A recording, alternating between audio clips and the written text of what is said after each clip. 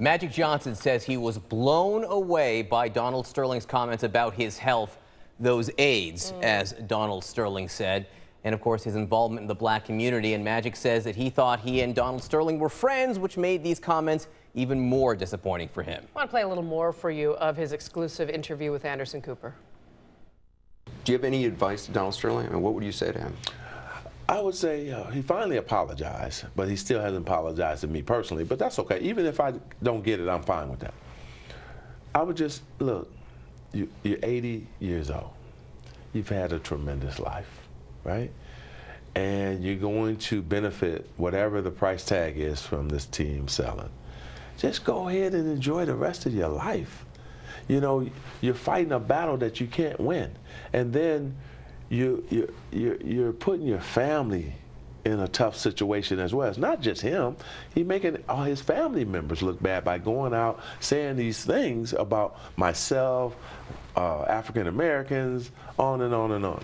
So if I was him, I'd just, you know, benefit from the fruits of my labor and just take the money, go and enjoy your life. Continue our conversation here with sports attorney David Cornwell and radio host Mo Ivory. David, so there's his advice from Magic.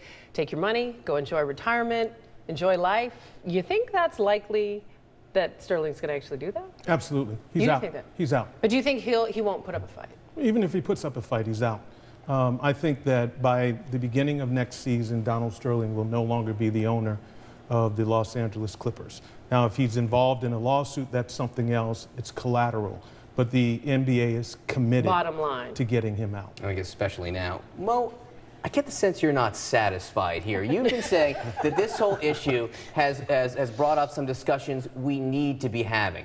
Are we having them, do you think? I don't really think we are. I think that this whole conversation has focused so much around saving the image of the NBA, protecting the players, and the way they feel about their owner, and all this. It's really about business, and this is really to say, like I said yesterday, I don't really think that this conversation should be shocking to anybody, but that we talk about all those conversations that are going on behind the scenes that are just of the same exact nature. And I don't think we have those conversations. So I think Donald Sterling brought something out, but just the same way, anytime there's a racial issue, it brings it out. Trayvon, I sat at this very desk and we talked, about Trayvon, and then and now what? I was saying to John earlier that it doesn't seem like we can have this conversation unless it is something egregious. It's something. That's a great point. And one thing that is being missed in this discussion is the response of the players. What we saw was the exact opposite of what Donald Sterling said. Players went from being property in his mind to partners in this business that demanded that the business kick him out.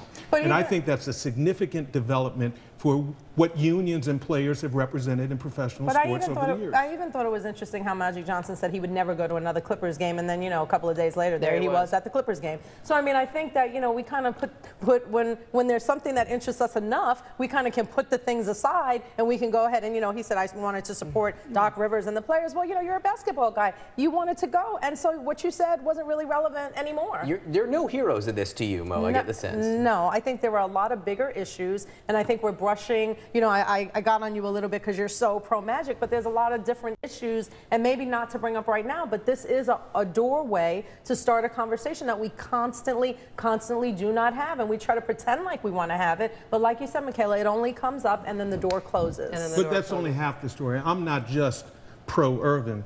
I'm anti-Donald Sterling. Sure, but then you have to be anti-everybody that has these conversations that are going on in private that we're just not privy to, which is many. But we did hear this one, and we can't unhear it. We That's can't right. hear it. Sure, and you say it's different because you say because it was in the public space, it became part of the public consciousness. That's right. I disagree with Mo that one size fits all. What happened here is that his private conversation was made public. Now he has to deal with the consequences. Sure. No question others are having private conversations but that's what we have to of the talk same about. type that we don't hear about. Sure. And we'll deal with it in some other way. But one size does not fit all. No, but we don't deal with it in some other way. That's the problem. I don't know. I'm looking in my crystal. I feel like you two are going to be back with us and we're going to be talking. I'd like that. I know you two would, and I know John would as well. So can we do that? Continue the conversation? Sure. That would be great. A reminder that tonight Anderson Cooper is going to air more of this exclusive sit-down conversation with Donald Sterling. Some other pieces that haven't yet aired. That's at 8 Eastern right here on CNN. Mo, David, thank you. My pleasure.